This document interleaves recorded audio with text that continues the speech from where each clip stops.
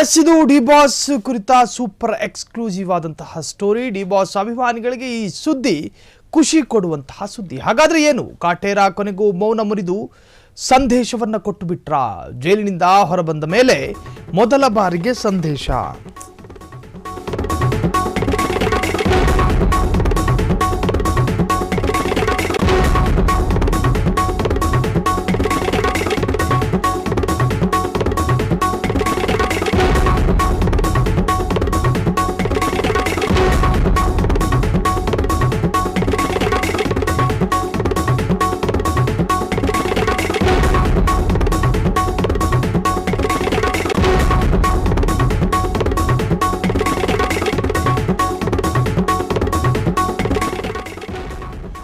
ಇದು ಜೈಲಿನಿಂದ ಹೊರಬಂದ ಮೇಲೆ ಮೊದಲ ಬಾರಿಗೆ ಒಂದು ಮೆಸೇಜ್ ಅನ್ನು ಕೊಟ್ಟಿದ್ದಾರೆ ನಟ ದರ್ಶನ್.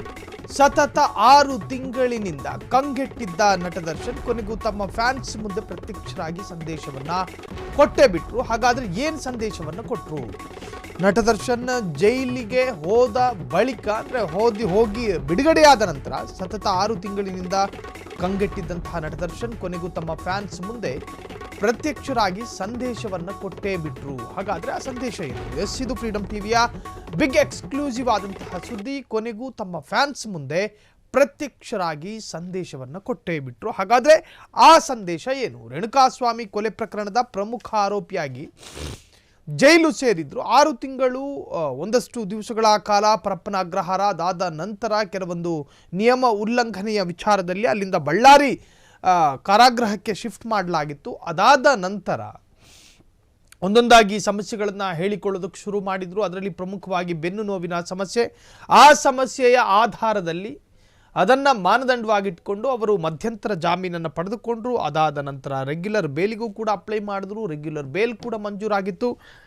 ರೆಗ್ಯುಲರ್ ಬೇಲ್ನಲ್ಲಿ ಹೊರಗಿದ್ದಂತಹ ನಟ ದರ್ಶನ್ ಪ್ರಥಮವಾಗಿ ನಿನ್ನೆ ಸಂಕ್ರಾಂತಿ ಹಬ್ಬವನ್ನು ಕೂಡ ತನ್ನ ಕುಟುಂಬದ ಜೊತೆ ಆಚರಿಸಿಕೊಂಡ್ರು. ಆದರೆ ಈಗ ತನ್ನ ಅಭಿಮಾನಿಗಳಿಗೆ ಒಂದು ಸಂದೇಶವನ್ನ ರವಾನಿಸಿದ್ದಾರೆ. ಹಾಗಾದ್ರೆ ಆ ಸಂದೇಶ ಏನು? ಸಂಕ್ರಾಂತಿ ಹಬ್ಬಕ್ಕೆ ಅಭಿಮಾನಿಗಳ ಮುಂದೆ ಪ್ರತ್ಯಕ್ಷರಾಗಿದ್ದಾರೆ ನಟ ದರ್ಶನ್.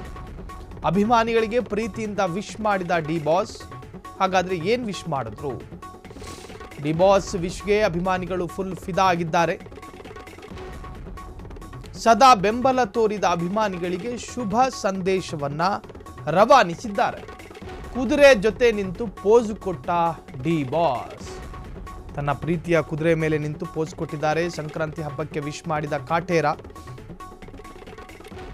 ದರ್ಶನ್ ಪೋಸ್ಟ್ಗೆ ಸೆಲೆಬ್ರಿಟಿಗಳು ಭಾವುಕರಾಗಿದ್ದಾರೆ. ನಿಮ್ಮ ಜೊತೆ ನಾವಿದ್ದೇವೆ ಎಂದು ಕಾಮೆಂಟ್ ಹಾಕಿದ ಅಭಿಮಾನಿಗಳು ಕುದುರೆಯ ಮೇಲೂ ನಿಂತುಕೊಂಡು ತೆಗೆಸಲಾದಂತಹ ಫೋಟೋ. ಸಂಕ್ರಾಂತಿ ಹಬ್ಬಕ್ಕೆ ಅಭಿಮಾನಿಗಳ ಮುಂದೆ ಪ್ರತ್ಯಕ್ಷ. ಅಭಿಮಾನಿಗಳಿಗೆ ಪ್ರೀತಿಯಿಂದ ವಿಶ್ ಮಾಡಿದ ಡಿ ಬಾಸ್. ಕುದುರೆ ಮೇಲೆ ಕೂತು ಯಾವ ಸಂದೇಶವನ್ನು ರವಾನಿಸಿದ್ರು? ಹಾಗಾದ್ರೆ ನಾನು ಇನ್ನು ಮುಂದೆ ನಿಮ್ಮ ಮುಂದೆಯೇ ಇರ್ತೀನಿ, ನಿಮ್ಮ ಮುಂದೆನೇ ಕಾಣಿಸ್ಕೊತೀನಿ. ಕುದುರೆ ಅಭಿಮಾನಿಗಳಿದ್ದ ಹಾಗೆ, ನೀವು ನನ್ನ ಕುದುರೆ ಇದ್ದ ಹಾಗೆ ಅಂತ ಹೇಳಿ ನಾಡಿನ ಸಮಸ್ತ ಅಭಿಮಾನಿಗಳಿಗೂ ಕೂಡ ವಿಶ್ ಮಾಡಿದ್ರು ನಟ ದರ್ಶನ್. ಆ ವಿಶ್ನಲ್ಲಿ ಒಂದು ಸಂದೇಶ ಇತ್ತು. ಕುದುರೆ ಇದ್ದ ಹಾಗೆ, ನೀವು ನನ್ನ ಕುದುರೆ ಇದ್ದ ಹಾಗೆ, ಸೊ ನಿಮ್ಮ ಜೊತೆನೇ ನಾನು ಇರ್ತೀನಿ ಎನ್ನುವಂಥ ಸಂದೇಶವನ್ನು ರವಾನಿಸಿದ್ರ. ಹಾಗಾದರೆ ಎಸ್, ಇದು ನೀವು ದರ್ಶನ್ರ ಟ್ವಿಟರ್ ಖಾತೆಯನ್ನು ಗಮನಿಸ್ತಾ ಇದ್ದೀರಿ. ಅದರಲ್ಲಿ ತಮ್ಮ ಫೋಟೋವನ್ನು ಹಾಕಿದ್ದಾರೆ. ಸಂಕ್ರಾಂತಿ ಹಬ್ಬಕ್ಕೆ ವಿಶ್ ಮಾಡಿದ್ದಾರೆ. ಹಾಗಾದರೆ ಈ ವಿಶ್ನಲ್ಲಿ ಅಭಿಮಾನಿಗಳಿಗೂ ಕೂಡ ಒಂದಷ್ಟು ಸಂದೇಶ ಇದೆ ಮತ್ತು ಅಭಿಮಾನಿಗಳಿಗೆ ಸಂದೇಶವನ್ನು ಕೊಟ್ರ ದರ್ಶನ್ ಎನ್ನುವಂತಹದ್ದು. ಹಾಗಾದರೆ ಯಾವ ತರಹದ ಸಂದೇಶವನ್ನು ಕೊಟ್ಟಿದ್ದಾರೆ?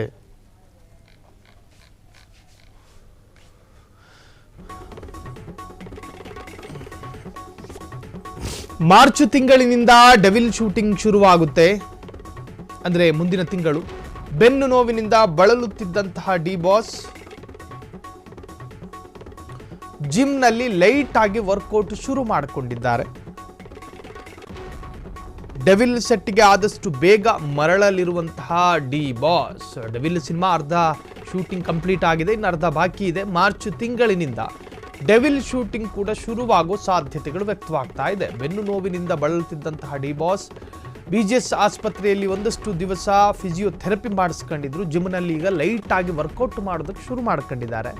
ಡೆವಿಲ್ ಸೆಟ್ಟಿಗೆ ಆದಷ್ಟು ಬೇಗ ಮರಳಲಿರುವಂತಹ ಡಿ ಬಾಸ್. ಹಾಗಾದರೆ ಡೆವಿಲ್ ಸಿನಿಮಾದ ಶೂಟಿಂಗ್ ಪ್ರಾರಂಭ ಆಗುತ್ತೆ. ಯಾವಾಗ ಏನು ಎನ್ನುವಂತಹದ್ದು ಖಚಿತ ಮಾಹಿತಿ ಇಲ್ಲ, ಆದರೆ ಪ್ರಾರಂಭ ಆಗುವಂತಹದ್ದು ಮಾತ್ರ ನಿಜ. ನಿನ್ನೆ ಅಷ್ಟೇ ಹಬ್ಬದ ಸಂಭ್ರಮದಲ್ಲಿ ತಲ್ಲೀನನಾಗಿದ್ದಂತಹ ನಟದರ್ಶನ್ ಡೆವಿಲ್ ಶೂಟಿಂಗಿಗೂ ಕೂಡ ಈಗ ವರ್ಕೌಟ್ ಮಾಡೋದಕ್ಕೆ ಶುರು ಮಾಡ್ಕೊಂಡಿದ್ದಾರೆ. ಲೈಟಾಗಿ ದೇಹ ಒಂದಷ್ಟು ಕೊಬ್ಬೆಲ್ಲ ಬೆಳೆದಿತ್ತು. ಸೊ ದೇಹ ಮತ್ತೆ ಯಥಾ ಪ್ರಕಾರ ದರ್ಶನ್ ರವರ ಅಸಲಿ ಸ್ಟೈಲಿಗೆ ಬರಬೇಕು ಅಂತ ಹೇಳಿದ್ರೆ ಸ್ವಲ್ಪ ಕಸರತ್ತು ಮಾಡುವಂತಹ ಅವಶ್ಯಕತೆ ಇದೆ. ಹಾಗಾಗಿ ಈಗ ಲೈಟಾಗಿ ಜಿಮ್ಮಿಗೂ ಕೂಡ ಹೋಗೋದಕ್ಕೆ ಶುರು ಮಾಡ್ಕೊಂಡಿದ್ದಾರೆ. ಅದರರ್ಥ ನಾಳೆ ದಿನ ಡೆವಿಲ್ ಸಿನಿಮಾದ ಶೂಟಿಂಗ್ ಮಾಡ್ತೀನಿ ಎನ್ನುವಂಥ ಒಂದು ಸಂದೇಶ. ಇದು ನಟದರ್ಶನ್ ಬಗೆಗಿನ ಲೇಟೆಸ್ಟ್ ಅಪ್ಡೇಟ್ಗಳನ್ನು ನೀವು ಈವರೆಗೂ ಕೂಡ ಗಮನಿಸಿದ್ರಿ.